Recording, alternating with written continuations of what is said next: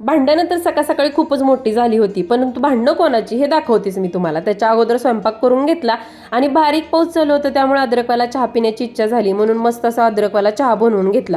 आणि चहा बाहेर घेऊन जाताना बघते तर काय, बाप्पा पुढे ठेवलेल्या या उंदरांची भांडणं झाली होती. एकाचं तोंड इकडं, दुसऱ्याचं तोंड दुसरीकडं, असं काहीसं वातावरण होतं.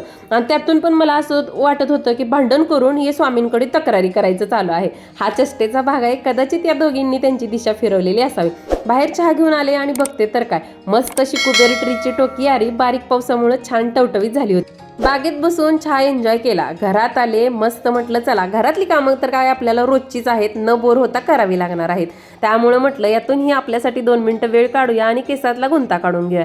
मस्त हेअर वॉश केला होता, त्यामुळे छान हेल्दी आणि सिल्की केस झाले होते. घरीच बनवलेलं तेल वापरते, त्यामुळे माझे केस खूप हेल्दी आणि सिल्की आहेत. तेलची रेसिपी ऑलरेडी मी आपल्या चॅनलवरती अपलोड केलेली आहे, ती तुम्ही नक्की बघू शकता. आणि माझ्यासारखे केस गळ्यात सोडून काम न होणारे कोण कोण आहेत त्यांनी कमेंट करून नक्की सांगा. आणि मिनी व्लॉग आवडला असेल तर लाईक करा.